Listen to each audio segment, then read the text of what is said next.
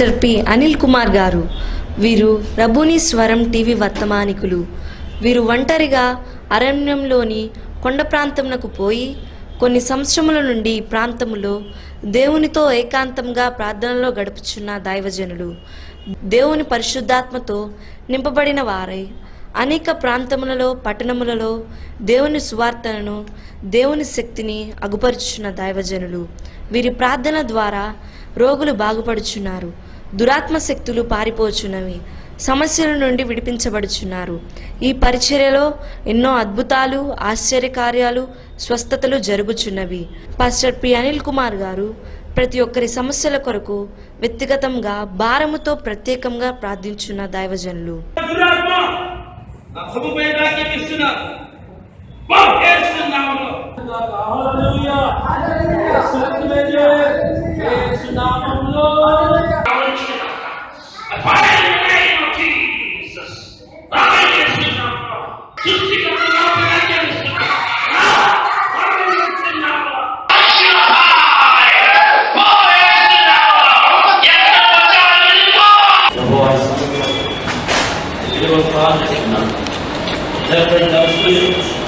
You must come out in the name of Jesus. Open in the name of Jesus. Glory to God. Hallelujah. And in the name of the Father, and the Son, and the Holy Spirit. Therefore, devil spirit, you must come out in the name of Jesus. Open. Yes, sir. Yes, sir. Yes, sir. Yes, sir. Amma. Nana. Amma. Akka. Akka. Shelly. Ramudu. Yesaya. Yesaya. రబ్బూని స్వరం అభిషేక తైలం ఆరాధన. అందరూ ఆహ్వానితులే. స్థలం Chennagoni Swamy function hall, Kuntloor road,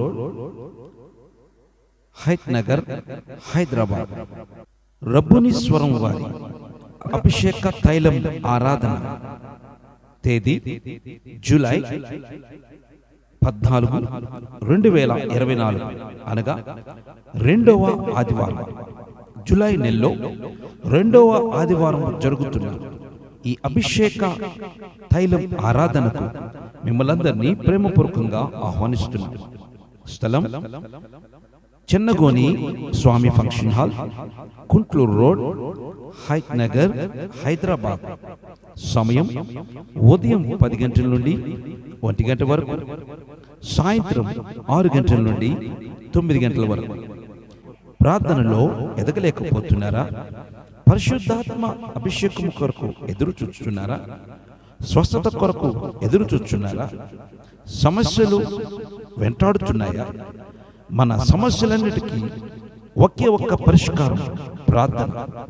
రండి, అభిషేక తైలం ఆరాధన. అందరినీ ప్రేమపూర్వకంగా ఆహ్వానిస్తున్నారు. అభిషేక తైలం ఆరాధనకు అందరూ ఆహ్వానితులే.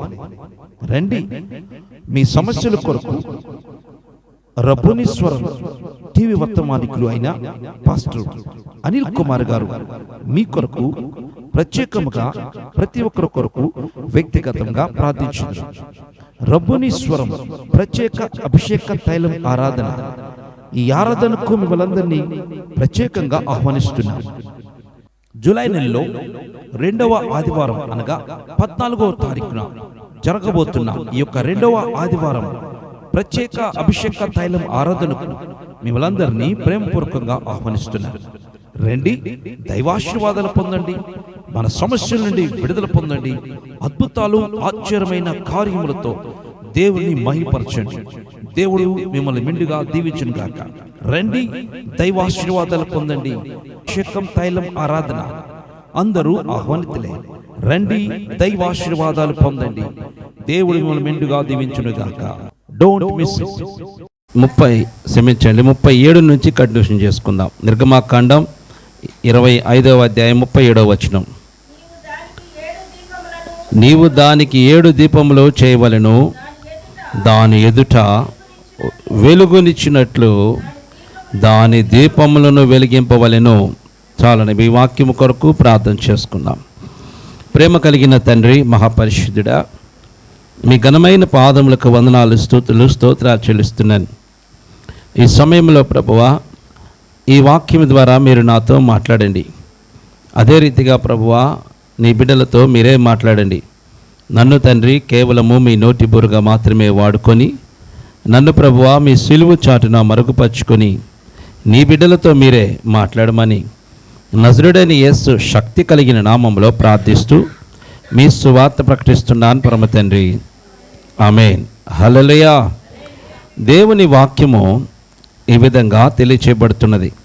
నిర్గమాకాండం 25వ అధ్యాయము 37వ వచనంలో ఈ విధముగా దేవుడు మనకు తెలియచేస్తున్నారు.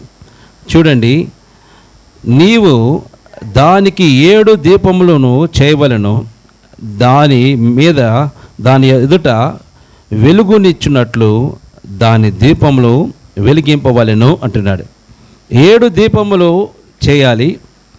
దాని ముందు వెలుగునిచ్చినట్లుగా దానికి 7 దీపములు పెట్టి దాన్ని వెలిగించమని చెప్తున్నారు.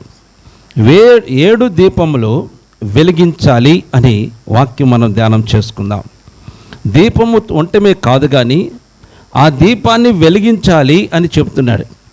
దీపం ఉన్నంత మాత్రాన మన జీవితంలో వెలుగు రాదు, కానీ ఆ దీపాన్ని వెలిగించినప్పుడే వెలుగు వస్తుంది.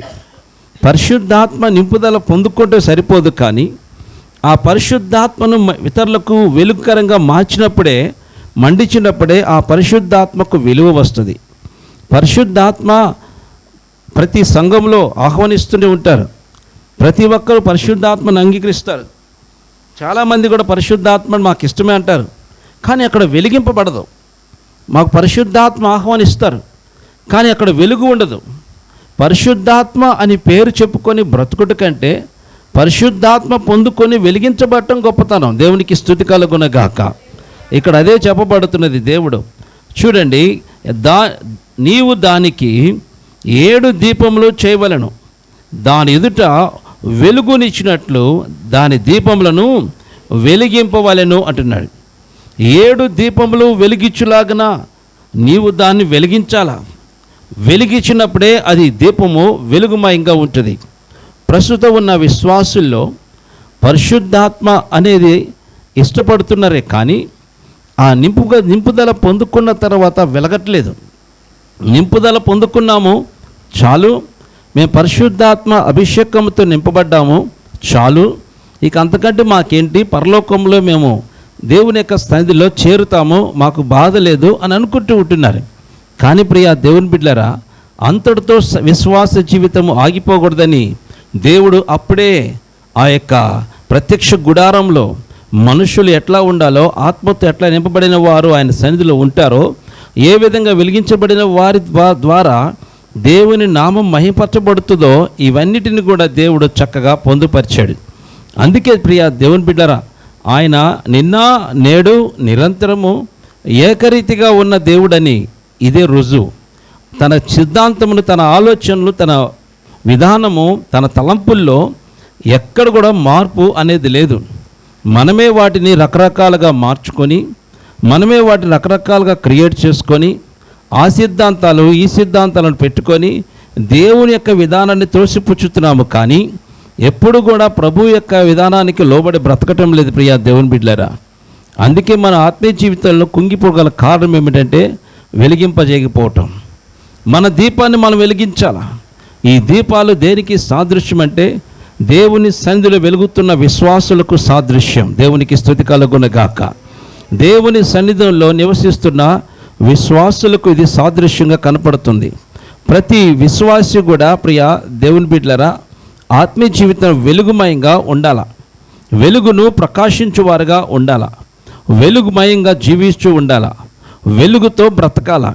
వెలుగు కలిగి ఏ విశ్వాసి అయితే జీవిస్తారో వారు ప్రభు కొరకు మహిమకరంగా ప్రకాశిస్తారు. అందుకే ఆ దీపములు చేయటమే కాదు కానీ వాటిని వెలిగించాలి అని చెప్తున్నాడు. వెలిగించడం వల్ల ఏమవుతుందంటే చీకటి పారిపోతుంది. వెలుగున్న చోట చీకటి ఉండదు. వెలుగు ఎక్కడైతే వెలిగించబడుతుందో చీకటి దూరముగా పారిపోతుంది. నీ వెలుగు ప్రకాశమానంగా వెలిగినప్పుడు నీలో ఉన్న చీకటి దూరంగా వెళ్ళిపోయి నీవు వెలుగుమయంగా మారుతావు. అందుకే నీ దీపం వెలిగించబడాలా. దేవునికి స్తుతి కలుగునుగాక. ఎవరి ద్వారా అది వెలిగించబడాలా? దేవుని ద్వారా మాత్రమే వెలిగించబడాలా. దేవుని ద్వారా వెలిగించబడాలా. దేవుని ద్వారా మరియు దైవజనుడు, ఆత్మపూర్ణులైన దైవజనుల ద్వారా నువ్వు వెలిగించబడాలా. అంతేగాని నేను వెలిగించబడ్డాలే, నేనే ముట్టించుకుంటాను, నేనే వెలిగించుకుంటాను, నాకు వెలుగొచ్చిద్ది అనుకుంటే అది త్వరలో ఆరిపోతుంది. అది దేవుని యొక్క కనుదృష్టిలోనూ దైవజనుల యొక్క కనుదృష్టిలోనూ ఉండాలా. ఎందుకంటే నువ్వు ఒక్కసారి దీపాన్ని వెలిగించినప్పుడు కొంతకాలం వెలిగి ఆ ఒత్తు ఏమైపోద్ది? కాలిపోతూ ఉంటుంది. ఒత్తు కాలిపోయినప్పుడు మరలా ఆ ఒత్తును తీసి మరలా కొత్త ఒత్తును అక్కడ పెట్టాలి, లేకపోతే నువ్వు ఆరిపోతావు. అది ఎవరు చేస్తారు? దేవుడు చేయాలి, లేకపోతే దైవజనుడు చేయాలా. వీళ్ళిద్దరూ అందుకే దేవుని చేతిలో పనివారు ఎందుకు పెట్టుకున్నారంటే ఆయన వెలిగించవలసిన ఆ యొక్క దీపము ఆరిపోకుండా చూసుకోవాల్సిన బాధ్యత ఈ లోకంలో ఉన్న ప్రతి సేవకునికి ఉన్నది, ప్రతి విశ్వాసికి కూడా ఉన్నది. అందుకే ప్రియా దేవుని బిడ్డరా, నీలో ఉన్న దీపము వెలిగించబడాల. వెలిగించబడినప్పుడే నువ్వు ఆశీర్వాదకరంగాను దీవెనకరంగాను మహిమకరంగాను ఉంటావు. అప్పుడు నువ్వు అందరికీ వెలుగును ప్రకాశించే వ్యక్తిగా నువ్వు ఉంటావు. నీ యొద్ద నుండి వెలుగు ఇతరులకు ప్రకాశించింది. ఆ విధంగా మన ఆత్మీయ జీవితంలో వెలుగు మహిమగా ఉండాలి ప్రియా దేవుని బిడ్డలారా. అందుకే చూడండి, ఈ వెలుగు మండిన తరువాత ఏవి అవసరమంటే కింద వచనంలో అనగా 38వ వచనం చదువుకుందాం. దాని కత్తెర చెప్పయు మేలిమి బంగారముతో చేయవలెను. దానికి ఏం కావాలంట? కత్తెర కావాలంట. కత్తెరతో పాటు కత్తెర చెప్ప కూడా కావాలంట. కత్తెరతో పాటు కత్తెర చెప్ప దేనికి? అది అవసరమా? అవసరం. ఎందుకంటే ఎవరైతే ఆత్మీయంగా వెలిగి మాడిపోతూ ఉంటారో ఆ యొక్క ఒత్తును, మాడిపోయిన ఒత్తును కత్తిరించి, ఆ కత్తిరించిన దాన్ని తీసి ఎక్కడ పడితే అక్కడ పడవేయకుండా దాన్ని జాగ్రత్తగా చెప్పలో వేసుకొని మరలా దాన్ని తీసుకొచ్చి ఎక్కడ పడేయాలా? ఎక్కడ పడితే అక్కడ పడవేయకూడదు. కింద ఆ యొక్క మా ప్రత్యక్ష గుడారంలో ఎక్కడో చోట, లేకపోతే చుట్టుపక్కల ఉన్న ఆ ప్రాంతంలోనో ఎక్కడో చోటను దాన్ని పడవేయకూడదు. దాన్ని ఏం చేయాలంటే జాగ్రత్తగా ఆ కత్తెర చిప్పలో దాన్ని పెట్టుకొని ఏం చేయాలంటే అది కూడా మేలిమి బంగారముతో చేయబడినది. మంచిగా ఏదో పిచ్చి బంగారము, మన బంగారాలు అయితే కొద్ది రాగి కలుపుతారు. దేవుని ఉపకరాల్లో రాగి కలపడానికి వీల్లేదు. మేలిమి బంగారం మాత్రమే కావాలా. మేలిమి బంగారముతో చేయబడిన కత్తెర చిప్ప కూడా తీసుకొని దాన్ని తీసుకొచ్చి ఎప్పుడైతే ఆ పై ఒత్తును కట్ చేస్తారో ఆ కట్ చేసిన ఆ యొక్క మాడిపోయిన ఒత్తును ఎక్కడ పడితే అక్కడ పడవేయకుండా దాన్ని జాగ్రత్తగా చిప్పలో వేసుకొని దాన్ని తీసుకొచ్చి ఎక్కడ వేయాలంటే దహన బలిలో వేయాలా. దేవునికి స్తుతి కలుగునుగాక. హల్లెలూయా. ఆ మండుచు ఉన్న ఆ భయంకరమైన ఆ దహన బలిలో దాన్ని తీసుకువెళ్ళి కాల్చివేయాల. అనగా దేవుని యొక్క సన్నిధిలో దాన్ని కాల్చివేయాలని ఆ విధంగా దేవుడు ఆజ్ఞలు పాస్ చేస్తున్నాడు. ప్రియా దేవుని బిడ్డలారా, దాన్ని దహించాలా. దాన్ని అక్కడే దహించాలి. అక్కడ మండుచున్న ఆ దేవుని సన్నిధిలో ఉన్న బలిపీఠం దగ్గరికి పోయి నీవు దాన్ని అక్కడ దహించాలా. అంతేగాని ఎక్కడ పడితే అక్కడ దాన్ని పడవేయకూడదు. దాన్ని పరిశుద్ధంగా ఎందుకంటే అది వెలిగించబడిన ఒత్తు కాబట్టి. దేవుని స్తుతి కలుగునుగాక. ఒక విశ్వాసి ఒకసారి వెలిగించబడిన తర్వాత ఆ విశ్వాసిని జాగ్రత్తగా చూసుకోవాలా.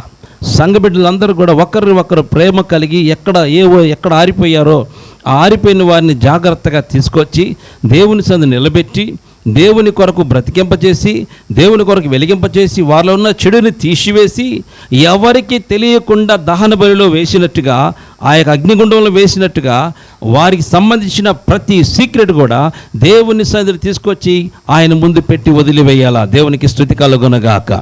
హల్లెలూయా. మనం అట్లా కాదు. ఎవరైనా విశ్వాసి పొరపాటు చేశారనుకో, నువ్వు పరిశుద్ధురాలుగా ఉన్నావనుకో, ఆమె పొరపాటును చూసి వెంటనే ఆమె ఎట్లా చేస్తుంది, ఆమె ఎట్లా బ్రతుకుతుంది అని అందరికీ చెప్పడం ప్రారంభిస్తారు. చెప్పకూడదు. వెలిగించబడిన విశ్వాసి విషయాలను ఎవరికి చెప్పకూడదు. నీకు తెలియపరిచిన తర్వాత దాన్ని తీసుకెళ్ళి దేవుడికి మాత్రమే తెలియచేయాలా. దేవునికి తెలియజేసి దాన్ని వదిలివేసి మర్చిపోవాలా.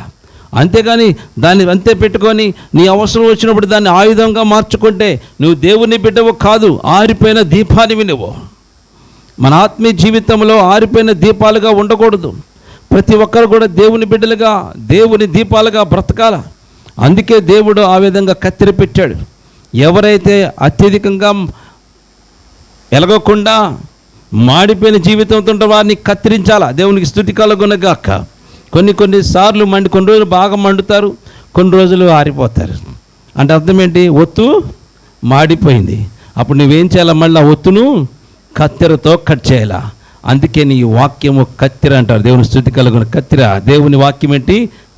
సుత్తి వంటిది, కత్తి వంటిది, అన్నీ కత్తెర వంటిది. అదేం చేసి కట్ చేసిద్ది. 2 అంచుల వాడికి ఖడ్గం కంటే బహు పోదునైనది. అది కట్ అందుకే ఆ కత్తెరను మేలిమి బంగారముతో చేయబడింది. దేనికి మేలిమి బంగారము చేయబడిందంటే అది వాక్యానికి సాదృశ్యంగా ఉంది కాబట్టి మేలిమి బంగారముతో చేయబడిన దాంతో చేస్తారు. దేవునికి స్తుతి కలుగునగాక. అందుకే మన ఆత్మీయ జీవితంలో ఎవరైనా పడిపోయి ఉంటే వారిని ఏం చేయాలంటే వారిలో ఉన్న మస్టును తీసివేసి నువ్వు ప్రభు దగ్గరకు తీసుకురావాలంతే. ఎవరికి అందరికీ చెప్పడం కాదు, ఇదిగో నీకు తెలుసా ఆమె ఎట్లా, ఇదిగో నీకు తెలుసా ఈయనట్లా, ఇదిగో నీకు తెలుసా ఆయనట్లా అని అందరికీ చెప్పడం కోసంగా దేవుడిని పిలిచి ఏర్పాటు చేసుకుని మండిస్తుంది. ఆరిపోయిన వారిని మాడిపోతున్న ఆ యొక్క ఒత్తును మరలా నువ్వు వెలిగించాలంటే దాంట్లో ఉన్న ఆ యొక్క మస్టును తీసివేయాలా, దాన్ని కట్ చేయాలా.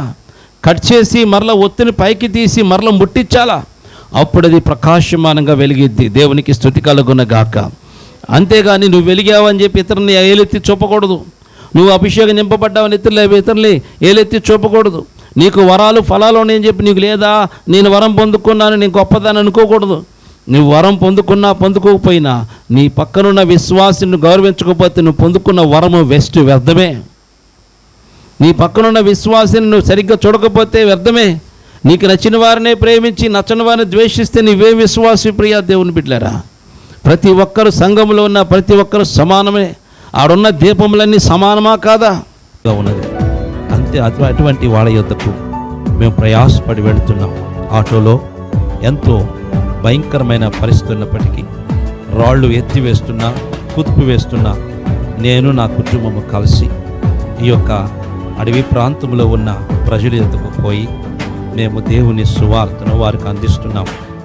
దేవుని ప్రేమను వారికి తెలియచేస్తున్నాం. దేవుని యొక్క సువార్తను అందిస్తున్నాం. ప్రభు ప్రేమ వారికి తెలియపరుస్తూ దేవుని యొక్క రాజ్య సువార్తను మేము వారికి తెలియచేస్తున్నాం. కనుక ప్రియా దేవుని బిడ్డలారా, ఇదిగో ఈ యొక్క మారేడుమిల్లిలో భయంకరమైన అడవి ప్రాంతంలో మేము పోతున్నాం. ఏమున్నాయో మాకు తెలియదు. అయినప్పటికీ ఇదిగో మీరు చూస్తున్న ఈ గ్రామమే మేము సువార్త ప్రకటించిన గ్రామం. మన ప్రభు అయిన యేసుక్రీస్తు నామం పేరిట మీకందరికీ శుభములు తెలియజేస్తున్నాను. ప్రియా దేవుని బిడ్డలారా, మీరు చూస్తున్న ఈ యొక్క మందిరము మారేడుమిల్లిలో 2వ మందిరముగా ఉన్నది. ఇది మారేడుమిల్లి అడవి ప్రాంతంలో. ఎందుకంటే ఈ ప్రాంతంలో దేవుని మందిరము కట్టడానికి ఆశపడుతున్నాను. ఈ ప్రాంతంలో ఇట్లా మందిరం ఈ విధంగా ఉండటం వల్ల ఆరాధన చేసుకోవటం చాలా కష్టమవుతుంది. కనుక ప్రియా దేవుని బిడ్డలారా, ఈ ప్రాంతంలో ఈ యొక్క మందిరము కట్టి దేవుని స్వేచ్ఛగా ఆరాధన చేసుకోవాలని ఆశపడుతున్నాను. కనుక ఈ యొక్క మందిరం కొరకు మీరు ప్రార్థన చేయండి, సహకరించండి. ట్రైబల్స్ ఏరియాలో అడవిలో నిర్మించిన రబ్బుని ప్రార్థనా మందిరం ఇది. ఈ రీతిగా ఇక్కడ ఆరాధన జరుగుతున్నది. ఈ ప్రాంతంలో ఈ విధముగా మేము గుడిసి వేసి చుట్టుపక్కల కర్రలతో ఈ చిన్న మందిరము వేశాం. అయితే వర్షం వచ్చినప్పుడు కారిపోతుంది, చాలా ఇబ్బందిగా ఉంటుంది. అయినను దీంట్లోనే మేము ఆరాధన జరిగిస్తున్నాం. దీంట్లోనే ప్రభుని గణపరుస్తున్నాం. ఎందుకంటే ఇది దట్టమైన అడవి ప్రాంతం కాబట్టి ఆ ప్రాంతంలోనికి ఈ విధంగా వేయడానికి అవకాశం దొరికింది. దేవుడిచ్చిన ఆ యొక్క అడవిలో ఉన్న ఆ యొక్క చెట్ల కొమ్మలతోనే ఈ మందిరం నిర్మించి ఈ విధముగా మేము ఆరాధన జరిగిస్తున్నాం. అయితే ప్రియా దేవుని బిడ్డలారా, ఇట్లా జరుగుతుండగా ఆ లోపలికి అనేకమైన భయంకరమైన పాములు, రకరకాల పురుగులు వచ్చి చాలా భయంకరమైన పరిస్థితుల్లో ఆరాధన జరుగుతున్నప్పుడు వచ్చి అవి డిస్టర్బ్ చేస్తున్నాయి. దాన్ని బట్టి ఒకరోజు ఆరాధన చేస్తుండగా పాము వచ్చితే అందరం బయటికి పారిపోవడం జరిగింది. పాములు వస్తున్నాయి. ఒక పాము అయితే రకరకాల పాములు వచ్చి ఆరాధన జరిగే సమయం లోపలికి వచ్చి ఆ కర్రల్లోకి వెళ్ళిపోయి పైన పైనుంచి కింద పడుతూ ఈ విధమైన పరిస్థితుల్లో ఇక్కడ ఆరాధన జరుగుతుంది. అయితే ప్రియా దేవుని బిడ్డలారా, ఈ అడవి ప్రాంతంలో ఈ ప్రాంతాన్ని దీనిలో ఈ యొక్క మందిరము పడవేసి మేము చక్కగా ఒక రేకుల షెడ్ వేయాలని ఆశపడుతున్నాను. పైపులతో ఒక రేకుల షెడ్ వేద్దామని ఆశపడుతున్నాను. ఎందుకంటే చుట్టుపక్కల గోళ్ళ కట్టి రేకుల షెడ్ వేస్తే చక్కగా స్వేచ్ఛగా దేవుని సన్నిధిలో ఆరాధన చేసుకునే అవకాశం ఉంటుంది. కనుక ఈ యొక్క మందిరానికి రేకులు కావాలి, పైపులు కావాలి, అదే రీతిగా పోస్టులు కావాలి, అంతేకాకుండా బ్రిక్స్ కావాలా, సిమెంట్ కావాలా, ఇవన్నీ అవసరమై ఉన్నది. కనుక ఇవన్నీ ప్రభు సమకూర్చి ఇక్కడ మంచి మందిరం కట్టుబడలాగిన మీ వంతు ప్రార్థన మరియు ఆర్థిక సహకారాన్ని అందించండి. ప్రభు మందిరం కొరకు ముందుకు రండి. ఈ అడవి ప్రాంతంలో ఈ ట్రైబల్స్ మధ్య జరుగుతున్న ఈ యొక్క పరిచర్యలో ఈ ప్రాంతంలో చక్కటి మందిరం కట్టబడి ప్రభువుని ఆరాధన చేసే కృప దేవుడు అనుగ్రహించలాగిన మా కొరకు మీ అనుదిన ప్రార్థనలో జ్ఞాపకం చేసుకోండి. ప్రభు మిమ్మల్ని ప్రేరేపిస్తే ఏదో ఒక రేకులకో, లేకపోతే పైపులకో, లేకపోతే బ్రిక్స్కో, లేకపోతే సిమెంట్స్కో, ఏదో ఒకటి ప్రభు మిమ్మల్ని ఆర్థికంగా దీవించిన కొలది ఈ యొక్క మందిర నిర్మాణం కొరకు సహకరించండి. ప్రభు మిమ్మల్ని ప్రేరేపించుకున్నది సహకరించి దైవాశీర్వాదాలు పొందండి. దేవుని మందిరం మీరు కట్టండి, మీ గృహాన్ని ప్రభు కడతాడు. ఈ అడవి ప్రాంతంలో భయంకరమైన దట్టమైన అడవి ప్రాంతంలో జరుగుతున్న యొక్క పరిచర్య కొరకు ప్రార్థన చేయండి, సహకరించండి, దైవాశీర్వాదాలు పొందండి. ఎవరైతే ఈ యొక్క పరిచర్యలో అధికంగా సహకరిస్తున్నారో దేవుడు వారిని బహుగా దీవిస్తారు, ఆశీర్వదిస్తారు. ఎందుకంటే అనేకులు ఊరిలో ఎక్కడెక్కడో గొప్ప గొప్ప మందిరాలు కట్టుకుంటున్నారు, కానీ అడవిలో వీళ్ళకి ఎవరికి తెలియదు, దేవుడు అంటే తెలియదు. అటువంటి ప్రజల మధ్యకు పోయి, ట్రైబల్స్ మధ్యకు పోయి సువార్త అందిస్తున్నాం. ఇటువంటి ప్రాంతాల్లో మందిరం కట్టడం ఎంతో గొప్ప ఆశీర్వాదం. వీరు మనకు ఏమి ఎవరు ప్రియా దేవుని బిడ్డలారా, కానుకలు ఎవరు, కానీ మేమే అక్కడికి పోయి మా దగ్గర ఉన్నవి వారికి ఇచ్చి దేవుని సువార్త ప్రకటిస్తూ వీళ్ళందరినీ ప్రభు దగ్గరికి చేర్చాం. కానీ ఆరాధన చేసుకోవడానికి ఇటువంటి పరిస్థితులు ఉన్నాయి, కఠినమైన పరిస్థితులు ఉన్నాయి. ఆ వాతావరణం సరిగా ఉండదు. మా భయంకరమైన వర్షం వస్తే కారిపోతూ ఉంటుంది, పాములు వస్తుంటాయి, పురుగులు వస్తుంటాయి. ఆయనను అట్లాగే మొండికి వేసుకొని మేము అక్కడ ఆరాధన జరిగిస్తున్నాం. కనుక ఈ యొక్క పరిచర్య కొరకు ప్రార్థించండి, సహకరించండి. ప్రభు మిమ్మల్ని ప్రేరేపించిన కొలది ఆర్థికంగా ఈ యొక్క మందిర నిర్మాణ నిమిత్తమై సహకరించి దైవాశీర్వాదాలు పొందండి. దేవుడు మిమ్మలను మీ కుటుంబాలను మెండుగా దీవించి ఆశీర్వదించును గాక. Praise the Lord. God bless you. ప్రియ దేవుని బిడ్డలారా, మీరు చూస్తున్నది మారేడుమల్లిలో కట్టబోతున్న ప్రార్థన మందిరం, రబ్బుని ప్రార్థన మందిరం. అంతకుముందు ఇక్కడ పాకతో వేయబడి ఆరాధన జరుగుతూ ఉండేది. అయితే ఆ పాక అంతా కూడా తీసివేసి చక్కగా శుభ్రపరిచి మంచిగా విశాలమైన ప్రాంతంగా చేసి అక్కడున్న చెట్లు మొత్తం నరికివేసి ఆ ప్రాంతంలో ఇసుక మరియు కంకర కూడా తోలటం జరిగింది మందిర నిర్మాణ నిమిత్తమై. అదే రీతిగా పోస్టులు కూడా ఈ యొక్క ప్రాంతంలోనికి తీసుకొచ్చి మందిరంలో పెట్టిన మందిర ప్రాస్థలంలో పెట్టడం జరిగింది. అయితే ఇక పని ప్రారంభించాము. దేవుని యొక్క మహాకృపను బట్టి అక్కడ మార్కింగ్లు చేస్తున్నాం. కొలతలు వేసి చక్కగా మంచిగా పోస్టులు నిలబెట్టడానికి అక్కడ పని జరుగుతున్నది. దీని నిమిత్తమై మీరు ప్రార్థన చేయండి. దేవుడు అద్భుతముగా ఈ యొక్క ప్రాంతంలో, ఈ మారేడుమిల్లి ప్రాంతంలో దేవుడు మంచిగా మందిరము కట్టడానికి కృప చూపులాగిన, ఏ ఆటంకములు కూడా ఇక్కడ లేకుండా దేవుడు సహకరించలాగిన, సహాయం చేయలాగిన మీ వంతు ప్రార్థన చేయండి. అదే రీతిగా కన్స్ట్రక్షన్ జరుగుతున్నప్పుడు ఎటువంటి సాతాను ప్రభావాలు పని చేయకుండా అంతా కూడా చక్కగా జరుగులాగిన మీ అనుదిన ప్రార్థనలో జ్ఞాపకం చేసుకోండి. పని చేయవారికి మంచి జ్ఞానము ప్రభు ఇచ్చులాగిన, మంచిగా ప్రభు మందిరాన్ని భయముతోనూ భక్తితోనూ కట్టులాగిన మీ అనుదిన ప్రార్థనలో జ్ఞాపకం చేసుకోండి. అదే రీతిగా ఇక మాకు కావాల్సినవి రేకులు కావాలి, అదే రీతిగా పైపులు కావాలి, బ్రిక్స్ కూడా అవసరమై ఉన్నది, సిమెంట్ కావాలి, ఇంకా కంకర కావాల్సి ఉన్నది, అదే రీతిగా ఇసుక కూడా కావాల్సి ఉన్నది. ఈ ప్రాంతంలోనికి మేము చేర్చి మందిర నిర్మాణం చేస్తున్నాం. కాబట్టి ప్రభు మిమ్మల్ని ప్రేరేపించిన కొలది ఈ మందిరము అద్భుతంగా కట్టబడి దేవుని నామ మహిమకరంగా ఇక్కడ మందిరం కట్టుబడిలాగున మీ వంతు ప్రార్థన మరియు ఆర్థిక సహకారం అందించి దైవదేవులు పొందవలసిందిగా కోరుచున్నాం. ఈ మందిరం కంప్లీట్ అయి ఆరాధన చేసి ఈ యొక్క అడవి ప్రాంత ప్రజలు దీంట్లో ప్రభుని కనపరచులాగున ప్రార్థించండి, సహకరించండి, దైవాశీర్వాదాలు పొందండి. దేవుడి మీద దీవించును కాక. ఆమేన్.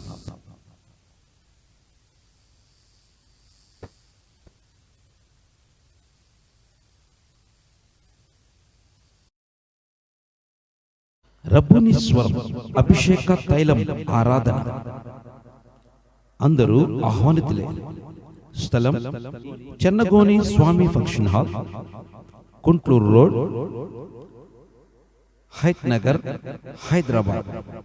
రబ్బుని స్వరం వారి అభిషేక తైలం ఆరాధన తేదీ జూలై 14, 2024 అనగా రెండవ ఆదివారం, జూలై నెలలో రెండవ ఆదివారం జరుగుతున్న ఈ అభిషేక తైలం ఆరాధనకు మిమ్మల్ందరినీ ప్రేమపూర్వకంగా ఆహ్వానిస్తున్నాం. స్థలం Chennagoni Swamy function hall, Kuntloor road, Hayath Nagar, Hyderabad. సమయం ఉదయం 10 గంటల నుండి 1 గంట వరకు, సాయంత్రం 6 గంటల నుండి 9 గంటల వరకు. ప్రార్థనలో ఎదగలేకపోతున్నారా? పరిశుద్ధాత్మ అభిషేకం కొరకు ఎదురు చూస్తున్నారా? స్వస్థత కొరకు ఎదురు చూస్తున్నారా? సమస్యలు వెంటాడుతున్నాయా?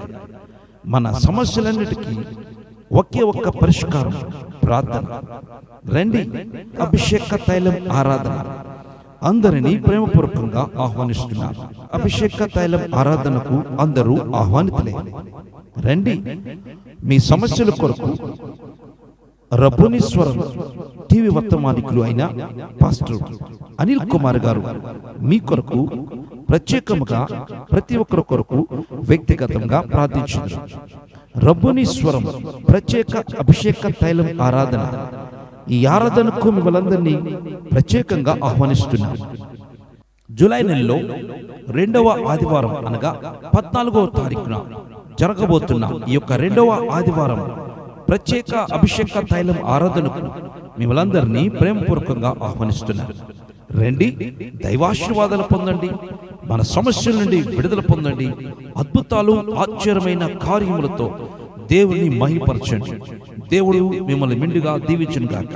రండి, దైవాశీర్వాదాలు పొందండి. అభిషేకం తైలం ఆరాధన. అందరూ ఆహ్వానితులే. రండి, దైవాశీర్వాదాలు పొందండి. దేవుడు మిమ్మల్ని మెండుగా దీవించును గాక.